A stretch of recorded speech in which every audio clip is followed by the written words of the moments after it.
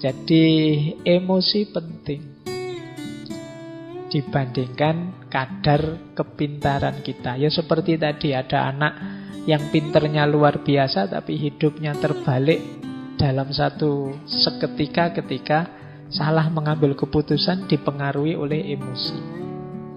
Kadang-kadang kan kita waktu terpengaruh emosi melakukan sesuatu dan kita sesali selamanya. Kenapa emosi ini penting? Nah, ini asumsi-asumsinya. Jadi asumsi itu dasar berpikirnya. Kenapa kok terus ada kecerdasan emosi? Yang pertama, dalam hidup ini sebenarnya emosi itu lebih mewarnai kita. Jadi kita itu menanggapi sesuatu biasanya yang muncul dulu itu rasa atau emosi kita. Mungkin ada teman-teman atau bapak ibu yang belum pernah ke sini itu. Begitu masuk ke sini itu kan yang keluar dulu kan emosinya. Mungkin seneng, mungkin kaget, mungkin macam-macam. Itu kan emosinya dulu. Baru setelah itu pikiran bermain. Oh, ya pantes rame, wong yo ada minumnya misalnya. Nah itu pikiran belakangan. Tapi kesan awalnya itu yang maju emosinya dulu. Jadi orang itu lebih banyak disituasikan oleh emosinya, bukan oleh pikirannya. Jadi kalian seneng dulu misalnya yang suka ngaji ini, suka dulu dengan ngaji ini, alasannya belakangan. Alasan itu kan dicari-cari nanti, wah enak ngaji ini, santai, wah enak ngaji ini. Itu sebenarnya alasan belakangan. Padune wis seneng duluan. Kalau kalian tidak seneng, dicari-cari juga alasannya untuk tidak seneng. Iki ngaji capopo, tidak ono Qur'ane, tidak ono ini dicari. Nah, itu belakangan juga. Yang lebih dulu apa? Tidak senengnya dulu. Yang setuju filsafat sama anti filsafat itu mesti suka dulu dan atau tidak suka dulu baru cari argumen. Nah, itu manusia. Jadi manusia itu lebih disituasikan oleh perasaan dan emosinya. Baru kemudian pikiran masuk. Meskipun tidak harga mati seperti saya bilang tadi. Bisa saja nanti setelah mikir dalam, wah keliru saya kalau seneng. Harusnya saya kritis ini. Nah ini belakangan tapi bisa diubah.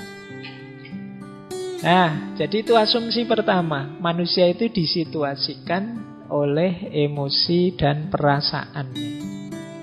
Baru kemudian pikiran merespon yang kedua. Pikiran itu kalau sudah merespon, biasanya terus dia menyimpulkan. Kalau sudah begitu, muncul tindakan. Saya seneng nih, kemudian iya sih karena itu santai, tidak ada tugas macam-macam, ada minumnya, ada terus akhirnya saya rajin ke sini. Jadi dari emosi masuk ke pikiran, kemudian muncul perilaku dan tindakan. Jadi kalau di situ saya tulis behavior, perilaku itu kan kalau terus-terusan jadi kebiasaan. Dan itulah nanti yang membentuk performan kita, profil kita. Baik, jadi rumusnya itu kalau emotional quotient. Jadi manusia itu disituasikan oleh emosinya, setelah itu pikiran merespon, dari situ muncul tindakan, dari tindakan itulah lahir performan, perilaku nyata dia, dan terakhir ini juga bukan harga mati. Kalau kemudian dia pikir, saya seharusnya tidak begitu, saya seharusnya tidak begini ya, bisa dibiasakan ulang. Yang semula rajin bisa kemudian, saya tidak usah ikut ngaji lagi saja, tidak ngaji lagi, itu bisa. Tidak ada harga mati kalau manusia, dimensi batinnya. Baik, jadi ini asumsi-asumsinya. Nah, saya lanjut. Ini ciri-cirinya, ini umum saja ya. Semoga tidak ada yang tersinggung. Jadi ada yang emosinya rendah, kecerdasan emosi rendah, dan ada yang kecerdasan emosinya tinggi. Orang yang kecerdasan emosinya rendah, antara lain, ini saya tidak bilang semua, cirinya adalah yang pertama, cenderung mencari kesalahan pada orang lain. Kalau dia merasa tidak nyaman secara emosi, selalu mencari kambing hitam. Siapa ya yang membuat aku gelisah? Siapa yang membuat aku ruwet kayak gini? Selalu mencari keluar. Nah, ini ciri-ciri emosinya rendah. Paling tidak dia membiarkan dirinya disulitkan, direpotkan, digelisahkan oleh orang lain. Berarti dia tidak mampu mengontrol dirinya. Seperti kemarin-kemarin kan sering kita bilang bahwa kamu itu sakit hati atau tidak tergantung dirimu, tidak tergantung orang lain. Kalau ada orang lain kok bisa membuatmu segelisah itu, ya salahmu sendiri, kamu mau digelisahkan oleh dia. Nah, jadi cenderung menyalahkan orang lain. Yang kedua, tidak mampu mengungkapkan perasaan. Seneng tapi tidak berani mengungkapkan bahwa aku suka. Benci tapi takut mau bilang aku tidak suka. Nah, ini daya kontrol emosi kita tidak bagus. Tidak cerdas mengungkapkan apa yang kita rasakan. Pak, saya tidak nyaman loh Pak ngaji kayak gini nih, tapi saya tidak berani ngomong lah. Nanti kalau saya ngomong diketawain orang semasjid ini misalnya. Itu ada sering kita itu dilanda kendala untuk mengungkapkan apa yang kita rasakan. Ya kita sulit milih ekspresi yang pas, diksi yang sesuai, yang tidak menyakiti orang seperti apa. Itu kita sulit milih. Ini berarti kemungkinan memang daya kecerdasan emosi kita perlu ditingkatkan lagi. Yang ketiga, suka menyerang, menginterupsi, mengkritik, memberi cap orang lain. Agresif ke orang lain. Nah, ini ciri-ciri kecerdasan emosinya kurang tinggi. Saya mau bilang rendah kok sungkan. Jadi ya, jangan suka nyerang orang lain. Ini alamat apa? Dia kesulitan untuk berempati atau memahami atau mengerti perspektif yang diambil orang lain. Jadi dia hanya merasa satu-satunya yang benar ya versiku. Akhirnya yang lain dianggap salah semua, dikritiki, diserang terus yang lain. Nah, ini kemampuan kelola emosinya rendah. Yang keempat, suka memberi analisis rasional berlebihan menanggapi ungkapan perasaan orang lain. Nah, ada enggak teman-teman yang punya teman ketika kita sedikit curhat padanya, kita curhat 3 detik, dia nasihatnya setengah jam. Ya. Aku itu loh kok perasaanku tidak nyaman ya. Wah, terus kita nasihati, ya hidup itu memang begitu, ada teori ini ada. Iya. Jadi itu sebenarnya ya termasuk ciri-ciri belum matang emosinya. Masih ingin mendominasi, masih ingin menguasai, masih ingin orang lain harus ikut dia. Nah, terlalu banyak ingin ngontrol. Berarti dia ingin memposisikan diri lebih tinggi dari temannya, dari sahabatnya.